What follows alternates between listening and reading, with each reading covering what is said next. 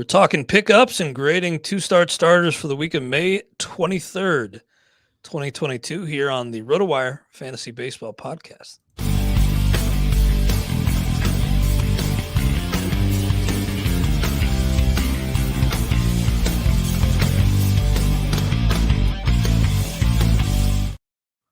Welcome to the RotoWire Fantasy Baseball Podcast. Clay Link here with FSWA Hall of Famer Todd Zola, and we are going to be doing our two-star pitcher thing as usual on the show. But Todd, I saw we have a snow out today. That's crazy. I remember some snow outs over the years, like in April, maybe first week of the season, but I can't remember any snow outs in Colorado or elsewhere this late into the season.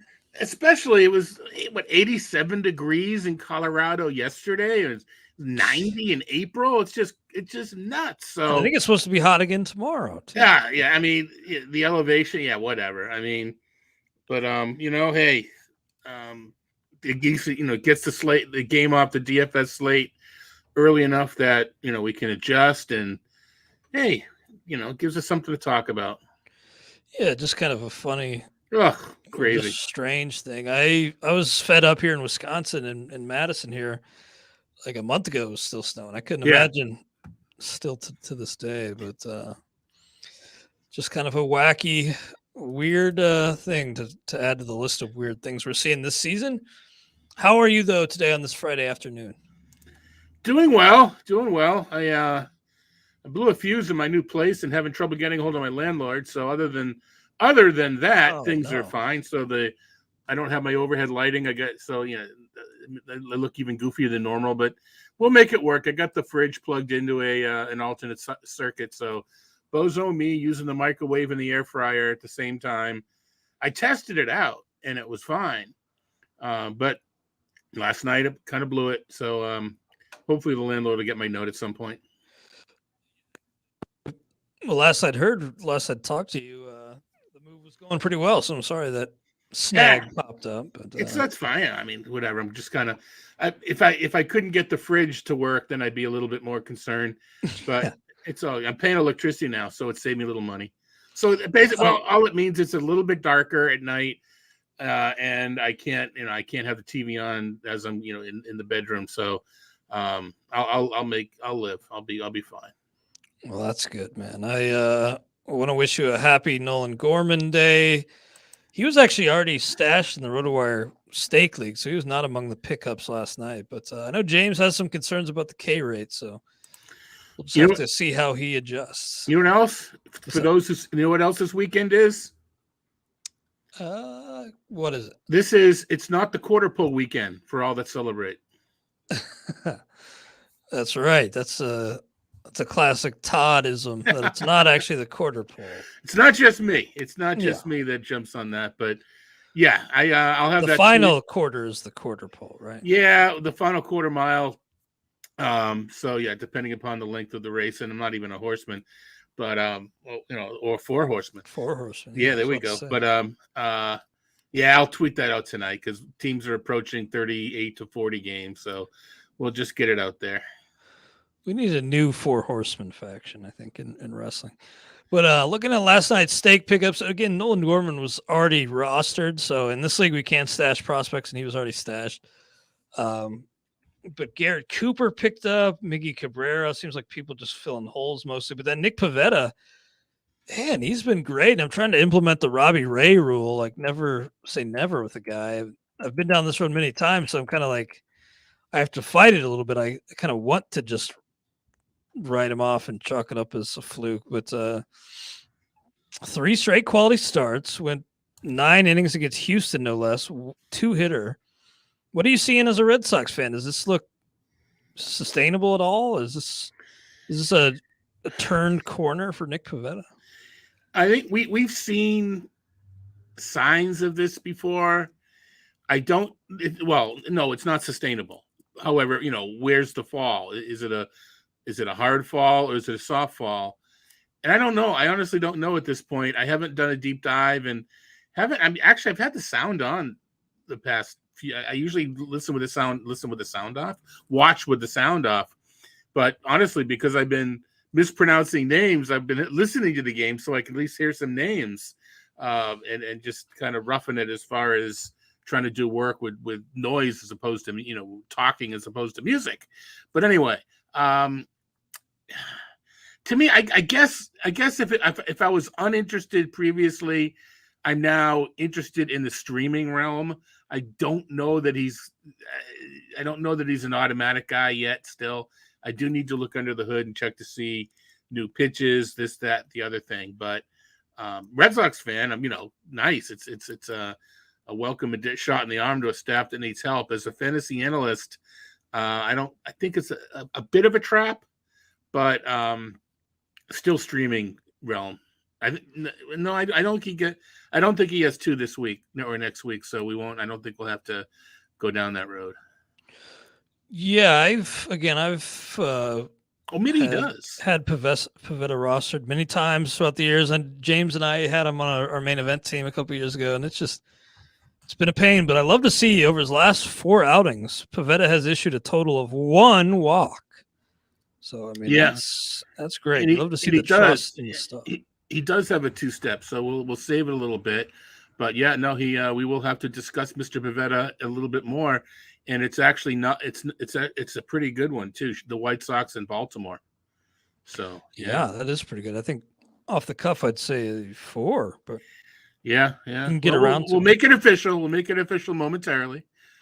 Alexis Diaz picked up, little brother of Edwin Diaz, looks just like him in the face. It's crazy. And I was kind of interested, but then he pitched in the 8th, and yesterday things were pretty sloppy for Alexis Diaz. Tony Santillan got the save, so I would probably recommend just laying hands off of this one because Lucas Sims could be back sometime too, and maybe NL only, right? I don't think, Alexis has been good all year, but maybe NL only. I don't think he's at this point anything more than that. Yeah. Eli White, an $8 pickup. Did you grab Eli White last weekend in the NFBC anywhere for the steals? Yep, I did. I absolutely did, and I think I wrote you guys a note. You guys were asking me to help out with the back end, and I said I will as soon as I put Eli White in my DFS lineup. And sure enough, I got him in there against Syndergaard, and in the first inning, boom, got a steal. So yeah, I wrote a little bit about stolen bases this week in the Z files, and I do like Eli White for that. Yeah, picking on Thor when it comes to steals is pretty much gold. Feels like that guy cannot stop opposing base runners. It used to be if you got on base, you could run. Now it's when you get on base. I mean, he's not. Yeah. He's letting. Well, that's a little bit of an exaggeration, but he is giving up some base runners too. At least more not than the exact same guy he used to be, but yep, still love to see him. I know he had that really rough outing the other day, but I'm glad to see Thor healthy and active. Sure. Moose, Mike Moustakas, James picked up for 30. Needed a Joey Wendell replacement at third, so I think Moose is a lot better. His baseline's higher than he showed earlier this season, but just kind of a fill-in, not a guy I expect James to roster for a prolonged period. Yeah, and Wendell turned out to be Wendell. It's not just a ho-hum replacement. Wendell's playing really, really well. Did he get hurt though with Joey Wendell? I think he might have. Yeah, no, he did. Yeah, he did. Okay, yeah. So that's why James said he. Yeah. Okay, Chase Silseth I got for only 6. I think James was so focused on hitting that he let me. Silseth might have slipped under his radar. Maybe he just. I don't know. I didn't look at like the backup bids, but I expected to get outbid on Silseth, but I got him for 6. Gets Oakland again, and maybe the second time you see an order, maybe they're a little more in tune with what you're throwing. Maybe they pick up on things a little better, but I'm going to deploy him right away for that second outing against Oakland. And in this league, you get him if he stays in rotation, you get a double dip from him, right? Oh, that's right. Yeah, on CBS, he's just listed for 1, but because this is Friday through Thursday, so if he does stick around, it would be 2. Yeah, how about that? That could be pretty nice. Good things that we saw in his debut: 6 innings, only 1 hit allowed. Only 4 Ks, but I will pick on that Oakland team when I can. Yep. Matthew Librator, along with Nolan Gorman. Librator is coming up for St. Louis, I think, starting tomorrow, right? So I don't know exactly how he stacks up with guys like Kirby and others, but definitely on the radar immediately now that he's in the big leagues. Good team, good park, great defense. You got to be interested. And Kirby's shown, granted the last outing was against the Red Sox. Good. Well, now they're hitting anyway. Let's temper expectations. But yeah, it's certainly a good context, good team context. Absolutely. Ben Gamble, Cole Calhoun picked up. Guys filling some needs here. Jose Iglesias, Jonah Heim, Cole Irvin, Clay Holmes has been great. It's kind of a sneaky pickup, especially because he's got like 3 saves already, right? So yeah, kind of like that one as a he's emerged where he's still available. Go grab him. And Chad Green is out, right? Yeah, that's right. Chad Green got hurt. So good call there, and he's just been a revelation, Clay Holmes. So good on him. And this is only a 1-catcher league, but MJ Melendez got picked up, and I'm kind of kicking myself because I need power. And while I have a pretty solid catcher in Alejandro Kirk, man, I could see slotting Melendez into one of those 2 UT spots we have in that league, and because he's going to be playing a lot. So yeah, with that power, I think he's an ad in pretty much every league. Yeah, I'm surprised. I mean, it's kind of surprised he's available just even in a 1-catcher league because I'm not even sure he's going to play more now. It's just he's going to play more catcher now. Yeah, he was playing a lot elsewhere, and this just helps those in keeper leagues have Melendez get to that 20 game mark that much faster. Absolutely. Over in Derek Van Riper's Mocky League, Danny Jansen was still out there in the 2-catcher league, so he went for 12. I got Silseth there for 8 as well. Eli White 7. Kind of a quiet week. Brendan Donovan, though, I saw he's starting today, even with Nolan Gorman up. And one guy who wasn't picked up, but he was on my waterfall, and I'm excited to make a run at him again next week because I'm rebuilding. Isaac Paredes, 2-homer game against his old team, classic revenge game. We've had some revenge games this week with Tyler Naquin. All right, is this crazy against Cleveland? This is DVR's league. Yeah. I don't know what DVR's position as far as where he's playing, but I'm going to whisper this just to you so only you hear. DVR likes Paredes. Oh man, so I'm going to be fighting him next week. Huh? Well, just be aware. Yeah. I kind of I'm glad I got Silseth, but I almost kind of wish I'd had another drop listed for Paredes so I could have grabbed him. But yeah, 2 homers against Detroit, making them miss what they let go not too long ago. So yeah, I like Isaac Paredes. Anything else on your mind today, Todd, before we get into next week's 2-start pitchers? No. Well, I mean, I mentioned it briefly. I got a new piece up on the sorry about the honking horn outside. That's all right. They're coming to get me. I put a piece this week on RotoWire about stolen bases, everything you need to know about streaming stolen bases. RotoWire.com/free for those of you that don't subscribe. Why don't you? 10-day free trial, right, Clay? No credit card required initially, and if you like it, if you dig it, then we ask for your stuff. But no tracking devices, no nothing for the first 10 days, and we're confident enough that if you not just my stuff, but if you get it, if you subscribe, that it'll be worth your while for the rest of the season. Yeah, I'm confident you will like what we provide, and if not, then you don't need to sign up. But there you go. I think if you give us a shot, you will like what we provide, and our projected starters grid would be included with that as well. And before we get into those projected starters, I will just say one more thing. I pulled a trade yesterday in this Derek Van Riper Hockey League.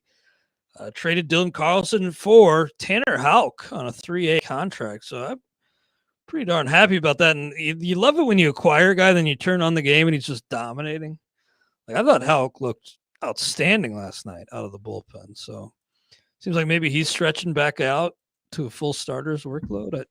Either way, I like Houck quite a bit as a long-term piece. So I was pretty happy about that. Yeah, I agree. But you kind of danced around it. Just like to know what especially this year, what his role is. Because I think part of the lower strikeout rate is just because he's been jumping between starting and long relief and et cetera, and opener and primary pitcher. Love the arm, and for a keeper league, I think it's fantastic. I've got him in the XFL in a 1 year. Well, it's a keeper league, but I need to know what to do with him this year. Mm-hmm. And I just kind of wish the Red Sox fan, I understand what they're doing and I actually like it, but as a fantasy manager, it's driving me nuts because I think it's hurting his performance. Yeah, it's not the most fantasy friendly role right now, but I do really like Tanner Houck, and the announcers for that game were cracking me up because they were saying, Houck should go to Hollywood and star in like a Western movie. He could be the villain or the hero. So he does kind of have that like, who was the guy in Tombstone? Val Kilmer. He kind of looks like Val Kilmer in Tombstone. Not so sweaty, but kind of looks like him in the face. All right, let's get into the 2-star pitchers for next week, the week of May 23rd. Not the quarter poll, but almost 2 months into the season now. Zach Davies versus Kansas City versus Dodgers. I can't see it at all with Davies. I mean, Kansas City is a nice matchup, but LA is on the other side of the coin, and I'm going to give him a 0. Yeah, I am too. We can save the ghosting jokes for elsewhere. You know what? I think at this point, this seems like a Stephen Wright joke. Every time that I hit the mute button on my microphone so you don't hear the horns, it goes off. And then when you want me to talk, I hit the mute button back on, and the horn starts again. Starts blaring. So I think I'm controlling the horn outside. Anyway, all right, yeah, Davies. Somebody's 0. pulling a mean joke on you. I mean, I hear this a lot because I live in I'm on a main street and someone bumps a car or whatever, but it usually just lasts 3 or 4 seconds and it goes away. This is like, it's like I think maybe someone hit a car, and it just the owner isn't aware. Can I say owner when I talk about a car? Yeah, the car manager. The car's manager is fantasy manager. Yeah, no, I hope everything's okay, but yeah, it's not a big. Well, actually, sounds like it just stopped. So it did, but for the time being, all right, we shall see. All right, anyway, it's not the important thing is it's not my car. Yeah, that's all that really matters. All right, Tucker Davidson. Yeah, man, good outing against Milwaukee, but I have a hard time buying into that 5 scoreless innings showing there. 3-3 K to walk, and there it goes again, Todd. Yeah, we spoke it back into existence, but I just as many walks as Ks, and it had some prospect pedigree, but I'm going to give Tucker Davidson a 0 too. All right, microphone back on. I'm going to give him a 1. I know Philly's. I know Philly's tough. By the end of it's early in the week, I believe that he's got Philadelphia. I assume Harper will be back after getting the PRP. Maybe he'll be back this weekend, but I'm gonna give him a 1. I'm gonna give him a 1. Okay, and then Max Fried for me is probably not quite that 5 level, but he's a high end 4 for me. I think he may. There's a lot of good starters this week. Now we got the sirens coming, so this is a really good day. For those of you who like to pick apart and criticize not what we talk about, but what else you hear, you're gonna have a field day. I get Fried in the 5s. I have him a top 10 pitcher this week. Okay. I think he's there. Yeah, maybe so. Maybe I'm not giving him enough love, but I'll stick with 4 for now. Jordan Lyles and Bruce Zimmerman. Got to go to the Bronx to start the at Boston. Tough for both guys. So, I think I'm actually going to give both a 0. I am too. Yeah. I don't think I could start either one. Yep. The Red Sox, as we expected, have kind of turned it back on again. And the Yankees are just, they're just playing tough. They don't go on or off. They're always on. Yeah, they've been steamrolling people, and Judge looking like an MVP, and Giancarlo playing well, and that rotation's been great too. So yeah. I was actually asking Jeff yesterday on the XM show. I said I would still think maybe the Dodgers are the World Series favorites, but do you think maybe the Yankees have leapt the Dodgers as at least should be favorites? Right now, yes. If we're based upon what we've seen so far, sure, I'll answer yes. Actually, I think it was the MLB Network. They had an interesting question. do we think, what are was it with fair or foul? I believe was the fair or foul segment. Fair or foul, there will be the World Series will consist of teams from only Los Angeles and only New York. Obviously the Angels, Dodgers, Yankees, and Mets. If I'm a betting man, I'm taking the field just because it's it's just a safer bet. But you know what? That was a good question, because you can make an argument that if it's not the Yankees, it's going to be the Angels. If it's not the Dodgers, it's going to be the Mets. Yeah, I think that'd be great for the game. I mean, obviously with the Reds aren't going anywhere, so I don't really have a rooting interest. But I think those big market, huge matchups are good for the game and drawn ratings. So that's true. But I think Yankees Dodgers wouldn't be so bad. But I mean, I think from a non-marketing point of view, I'm trying to think of a small market team that's competing pretty. Call it, I guess, Milwaukee. But a Milwaukee Tampa Bay World Series would be great for baseball. To show that other teams can make it.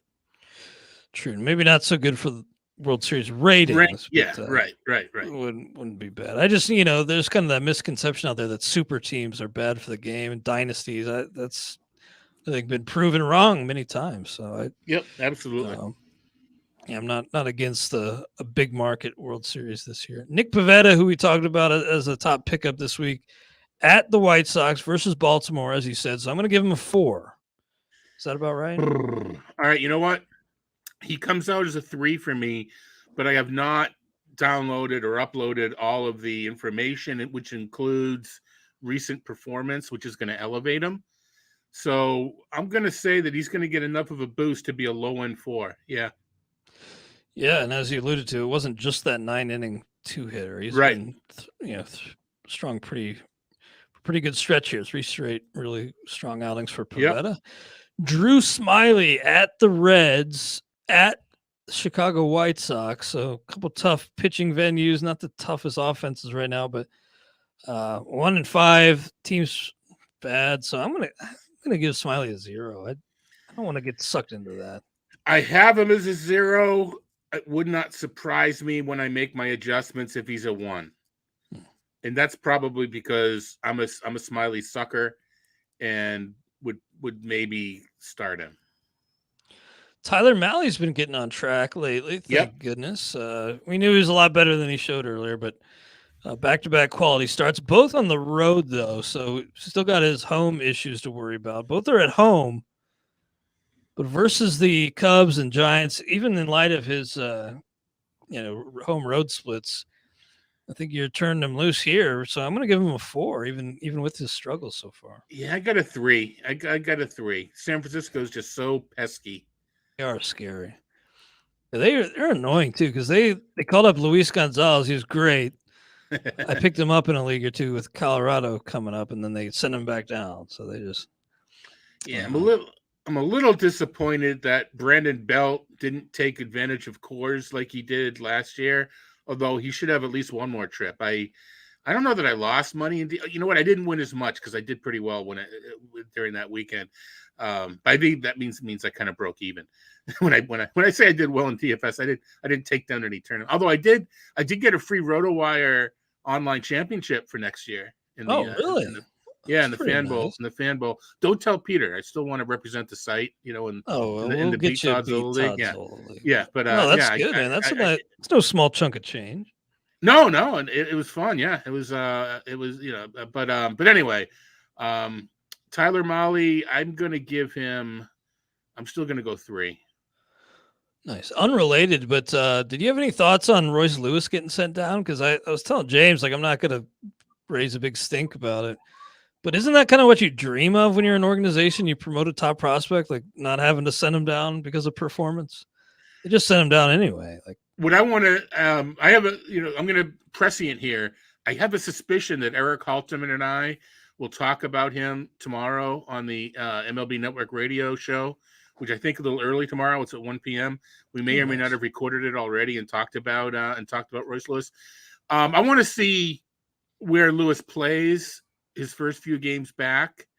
I forget. I think our note in the site said we expect him to play mostly shortstop. If he's playing mostly short or all shortstop, to me it just means they want him to keep playing. If he's moving around, to me it means that the Twins organization, Lewis, wants to want to figure out, get him familiar with some other positions and have him back up again. The caveat, the sticking point is Carlos Correa has, as you know, is an opt-out each of the next 3 seasons, right? Mm-hmm. So you want to make sure Lewis is ready to play shortstop, but you also want to be ready. I mean, I don't think you're hoping Correa leaves, right? So, and he's not moving off shortstop. He's too good a defender. So I think at least this year, it's kind of, I don't know if it's a catch-22, but it's kind of a hairy scenario. Having said that, DH is certainly open. Miranda's really been struggling, and I get that, long term you probably want Lewis to be at short still, but don't you want him helping the team this season? They're in first place. So. Yeah, I think if Minnesota is still contending, which I expect them to be in a little while, I think we'll see Lewis back, and Minnesota will find ways to get him in the lineup. I don't think they want to mess with his. I mean, a little bit of Bobby Witt, where Kansas City moved to third and now moved him back to shortstop. I think they just they see him as a shot. I'm not as familiar with his defensive chops as James might be, but or James is, I suppose. Not might be, is. But that's my take, is they prefer to have him playing every day at shortstop. But if they're competing, they got to bring him up sooner than later. If I have him in the NFBC, I'm not dropping him just to drop him and get a replacement. If I need that 7th spot, I will drop him, but I'm holding him because I don't know. You're kind of hinting he may not be down long. Exactly. I'm holding him where I can. I advise doing the same unless your injuries are really force your hand. But, right. Yeah, I had to swap him out of my stake league lineup. Plugged in Joey Votto, but honestly, I think I'd rather have Lewis right now than Joey Votto in my lineup. This is around the time that Votto took off last year. Yeah, I'm hoping. Not saying he will. I'm not saying he will, but the potential. We've seen what can happen in another, whatever it might be, 120 games. Yeah, I'm hoping for better to come. Yep. But yep. We'll have to see. And he seems confident. Joe, I saw he tweeted something like in response to a Fangraphs article, like 5 months still to go. Wait and see. But that was a couple weeks ago now. So. Yeah. For Cleveland, Zach Plesac, Cal Quantrill. I wrote up Cal Quantrill's rap note the other day, yesterday, I guess, when he faced the Reds. And, the surface results are not bad at all, but 25 strikeouts and 41 in the third innings. Bottom 10 strikeout rate among qualifiers.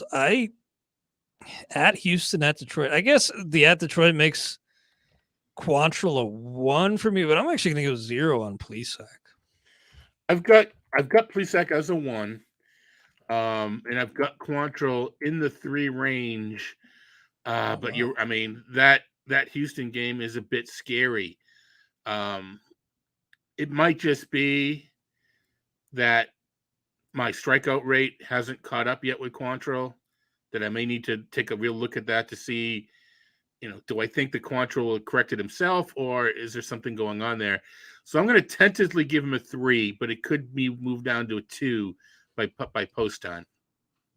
Yeah, he's overcome the lack of dominance so far, but just a lot up to chance when you allow that much contact, right? Variance, or good and bad, or you start the game dominant. So that's the way to fend off the inevitable regression, is to improve the skills. I'm looking it up as we speak, checking out the swinging strike rate. Yeah, that's down to 7.3, and to be honest, the previous 9.3 wasn't all that fantastic. So we were falsely led to believe the previous strikeouts, even though 7.28 per 9 isn't all that great. Even if we were to get back to last year's mark, that's still below average. Yeah, and you've kind of beat the drum that's, you can outpitch your peripherals until you can't. So it's a nice story for Quantrill over the past few years. Yeah. That's and I don't. And the point being, I'm gonna, what do you think, Zola?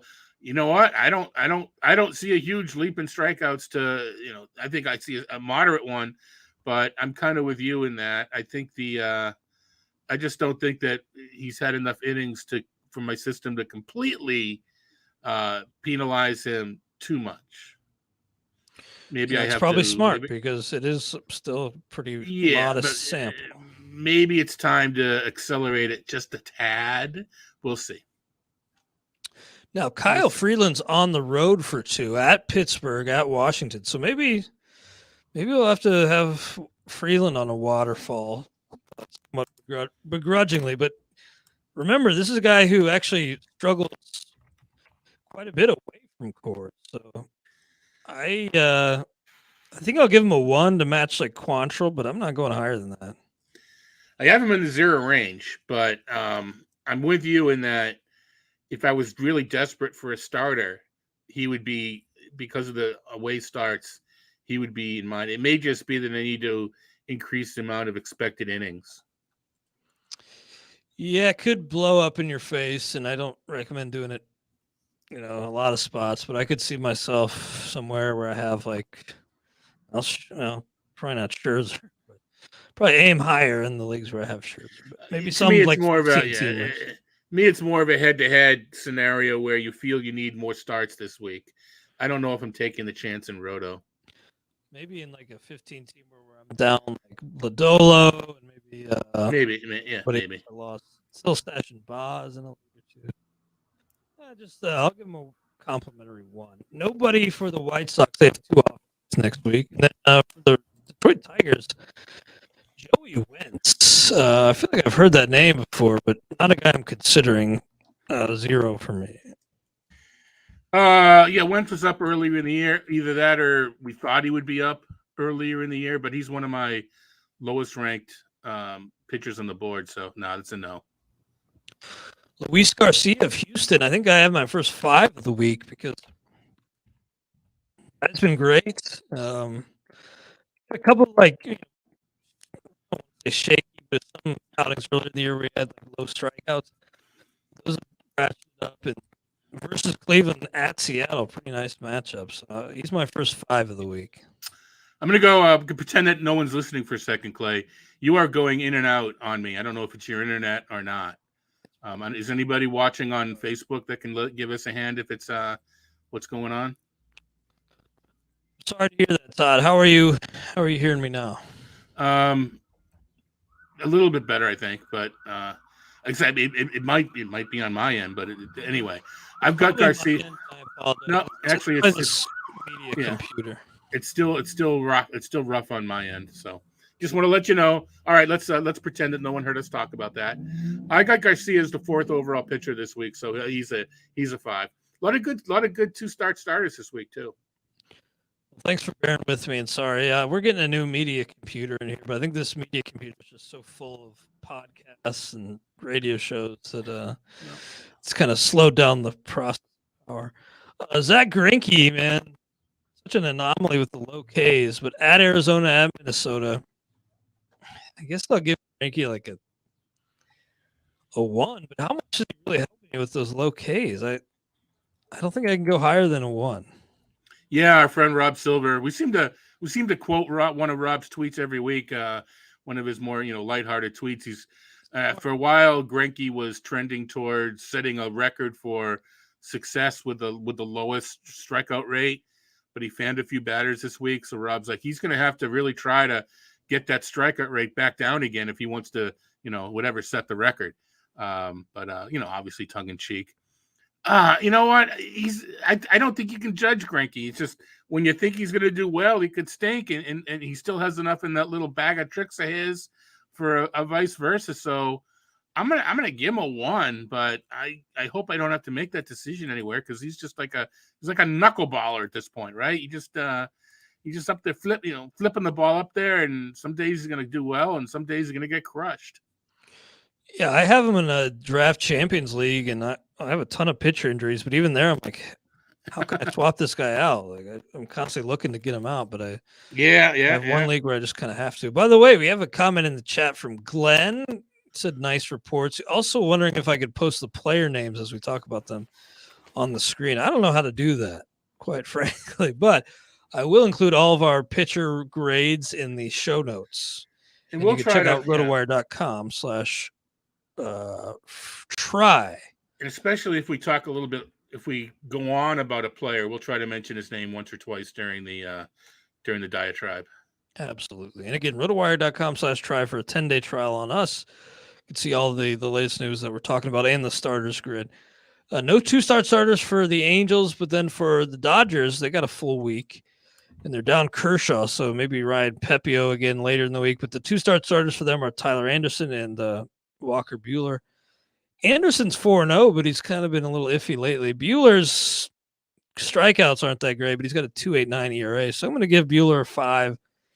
Tyler Anderson, I'll give a 3. So what we're saying is Buehler's out pitching his peripherals.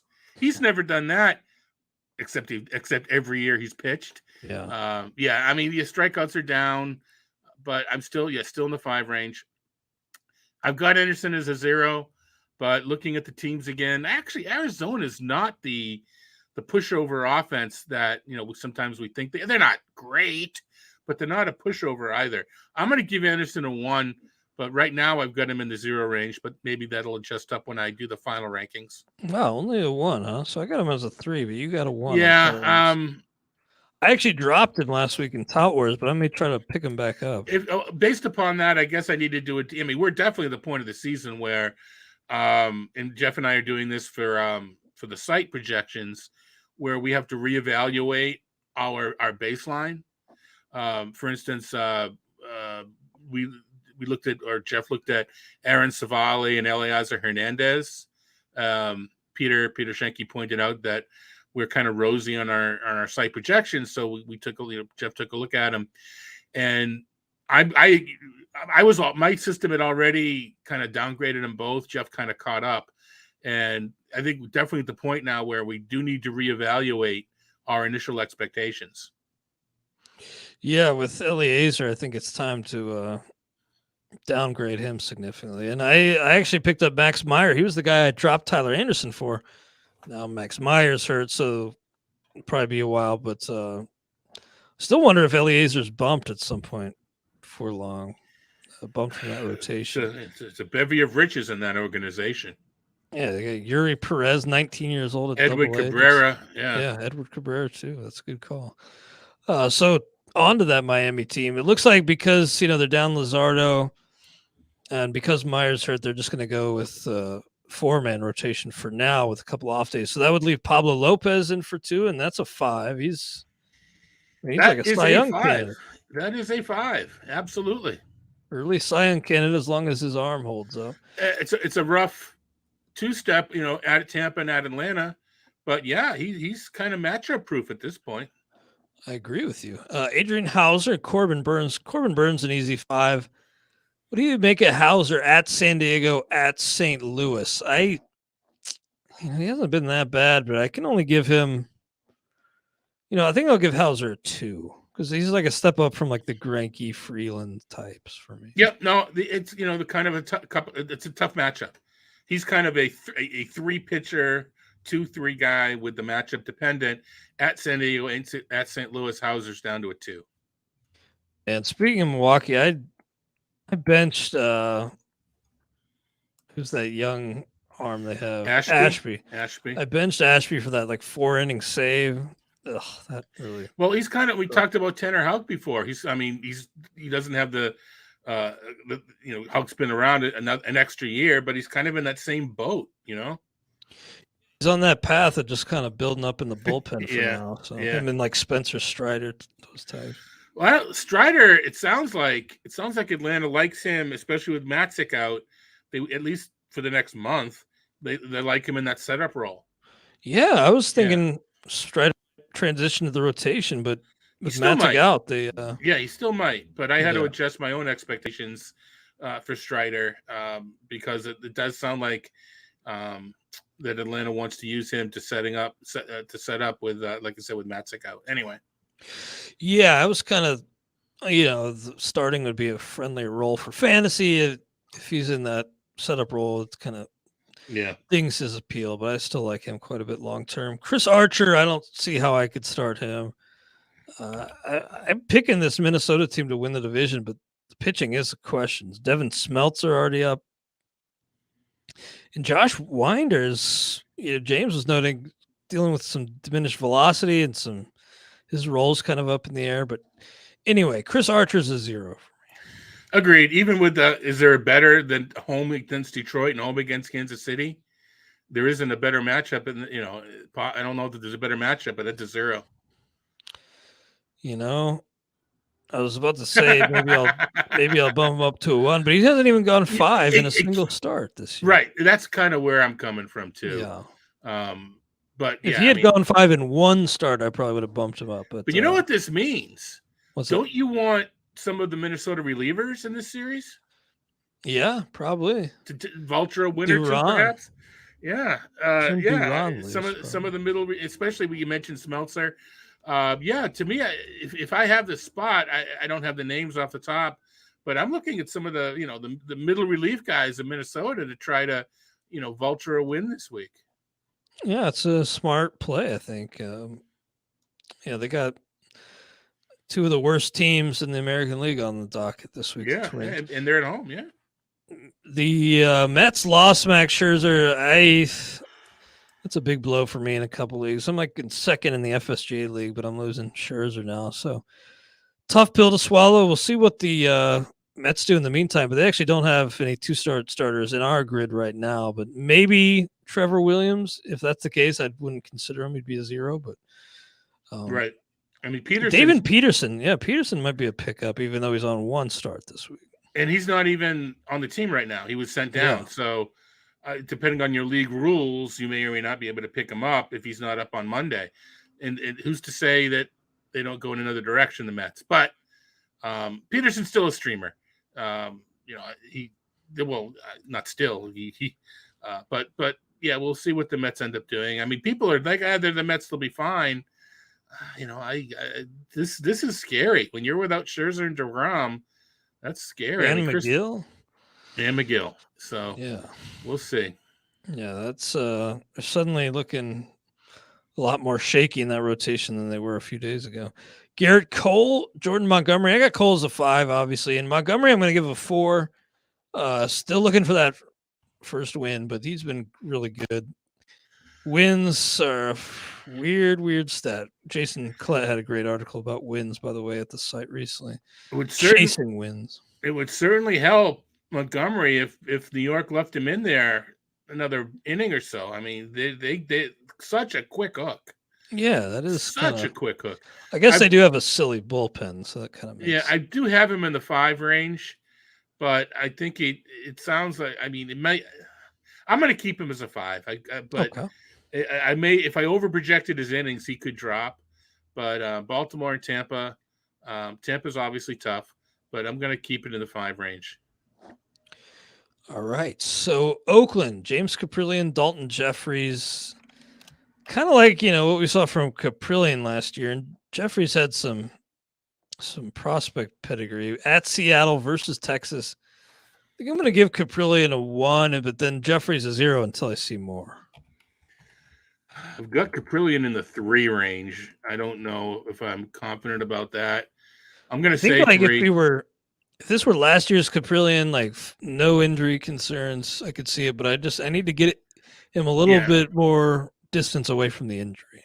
That's probably what it is that it's based upon it's very formulaic rank that has a pretty nice baseline. But I'm going to stick with it. Subject to change when I really look at it tonight when I dig in. But I got Jeffries in the 2. I like the matchups. Good parks. Philly in a 3, you said. Yeah, right? 3 and a 2. Yeah. Nice. And then for Philly, Zach Wheeler, Kyle Gibson at Atlanta, then at the New York Mets. So, Wheeler's a 5. Gibson, I just don't really like Gibson. So I guess I'll give him a 2 just to be fair. But I like Gibson. I don't know what he's a nice guy. No, he's probably being being silly. Yeah. I'm giving him a 2 as well. I don't, as a pitcher, I think we both have the same reservations. We're kind of going but yet saying 2 and not 1 or 0, which means he teases us without it. Good outing, he's with the good outings, and we're afraid. It's almost like Kyle Gibson FOMO.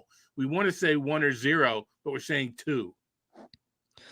Yeah, that's true. Like he has teased us, and another guy who's teased us, or at least me, before was JT Brubaker for Pittsburgh, and I see some Ks. I'm like, ooh, missing some bats, and I pick him up, he gets rocked. So I've learned my lesson. Versus Colorado at San Diego, not the worst matchups, but I can't go higher than like a 1, and maybe that's high.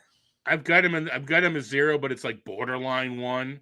So I'm gonna stick with a 0, but I can see where, again, contextually, if you need a double start this week for whatever, if that's your league, if head to head, I can see where you might want to go out and pick him up. I'm not picking him up in a roto league though. Blake Snell's back, but some command issues. Stuff I thought, from what I saw, looked okay, but 3 walks in 3 2/3 innings. Need to see him stretched out a little bit, but I could see, given the second one's against Pitt at home, I could see, even if you don't expect him to get a win in either of those, the total being worth deploying in some leagues. So I'll give him a 1, but in most leagues, if I can, like in a 12, if I can spare it, if I can afford to wait on Snell, I would. I've got him as a 4, but I may be over projecting the innings. Wow. I may want to calm that down a bit.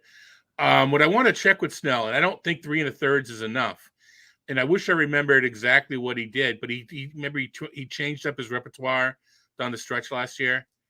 I want to bag his changeup or something. Yeah, I want to see exactly what he's if he's maintained that change carrying over. But I got him, like I said, I got him as a 4. I'm gonna give him a 3. And a lot of it does have, they're both at home, which helps a lot. Being the second one at Pittsburgh helps a real lot. Versus Pittsburgh helps a real lot.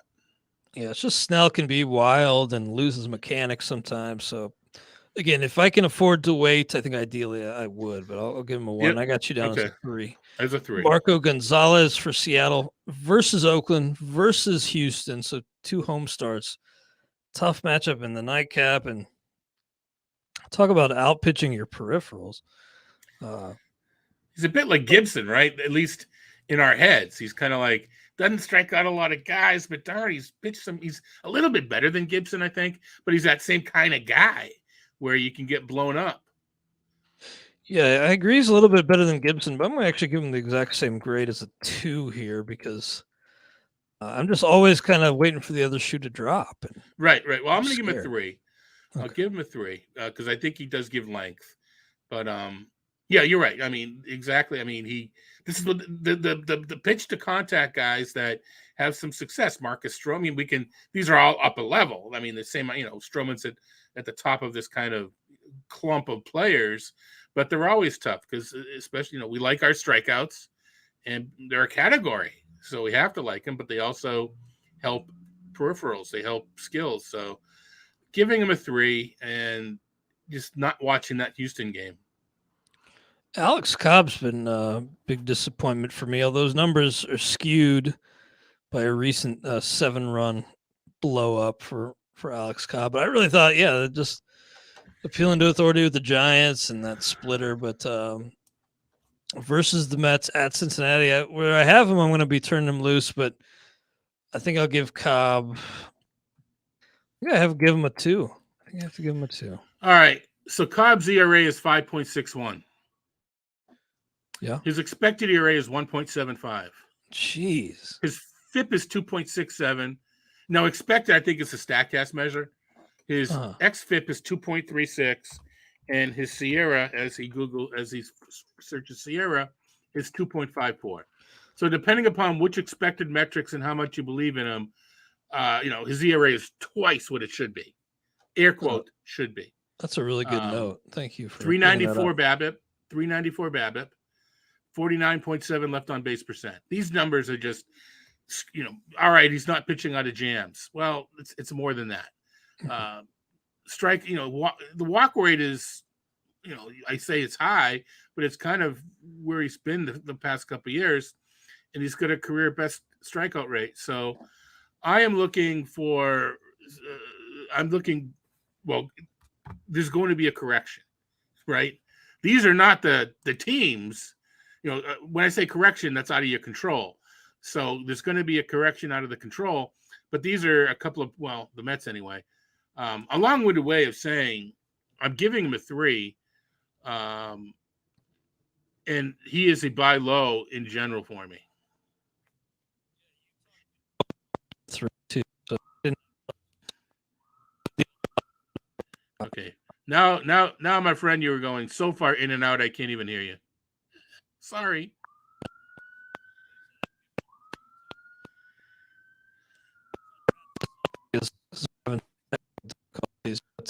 Merrill Kelly, if I look somewhat human, but Michaelis is a 1-6-8, right? First Toronto, first Milwaukee. Sorry that you're dealing with these technical issues. Michaelis, I'm going to have to give a 4. I heard every other word and then heard give him a 4. Miles Michaelis. Who are we talking about? Miles Michaelis? Yeah. Hopefully it's not this way over the air. Michaelis, he's just like the guys we were talking about, but he's a little bit better as far as the the top of that no contact range. But he's been getting it done lately. Yeah, I'm gonna give him a 4. Shane McClanahan a 5, right? He's looking like a potential first rounder next year. Yeah. Well, I'm not gonna go. Not for you. Yes. No, I agree. Dane Dunning at the Angels at Oakland. I can't really see it, but maybe a 1. I'll give him a 1.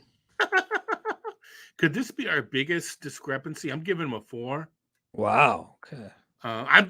It could be just my expectations, and I know the Angels are hitting righties pretty good, but I'm gonna. All right, you know what? I'm gonna say 3. I think my 4 may be aggressive. I need to check how many innings I'm giving him, but I'm gonna say 3. But even that's a 2-step. A 2-spot differential is pretty high for us.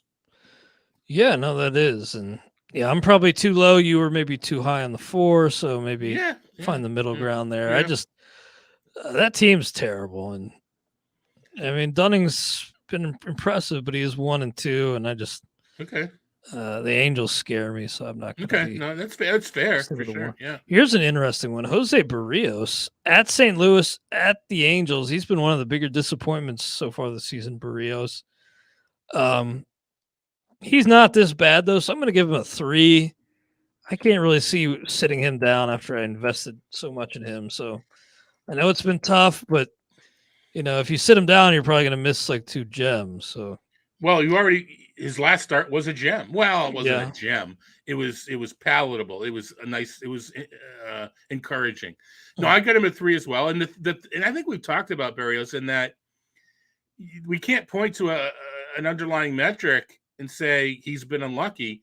He's deserved this mediocre start. Now, the question then is, do you trust 3 or 4 years of a solid track record versus 6 starts with a weird spring training? And I trust the track record. So I can't say, look at that swinging strike. Look at that changeup. I can't hang my hat on that. I just hang my hat on the fact he's done it before, and I think he'll do it again. Yeah, I think it's largely a bet on the past track record and the fact that he can't be this bad. Any reason to consider either of the Nationals 2-star guys? I mean, I guess Josiah Gray's been serviceable, but versus the Dodgers versus Colorado, Yohan Adon's going to be a 0, but is Josiah Gray a 1 or even a 1? Not a 1. He's not a 1. But it wouldn't surprise me if he pitched very well in one of those 2 games. I think he's still raw. I think Gray is still raw. All right. Well, we'll recap these grades. Thanks again for bearing with me, Todd, on the technical difficulties. Sorry you have to deal with that, but I've dealt with worse. I'll either clear this media room computer or get a new one for next time, but not out of my own pocket. Zach Davies, 0. By the way, we're recapping our 2-star pitcher grades for the week of May 23rd. 2022. So Tucker Davidson, I got 0. Todd 1. Max Fried, I say 4. Todd 5. Jordan Lyles 0. Bruce Zimmerman 0. Nick Pavetta 4. Drew Smiley 0. Tyler Malley, I say 4. Todd 3. Zach Plesac, I say 0. Todd 1. Cal Quantrill, I say 1. Todd 3.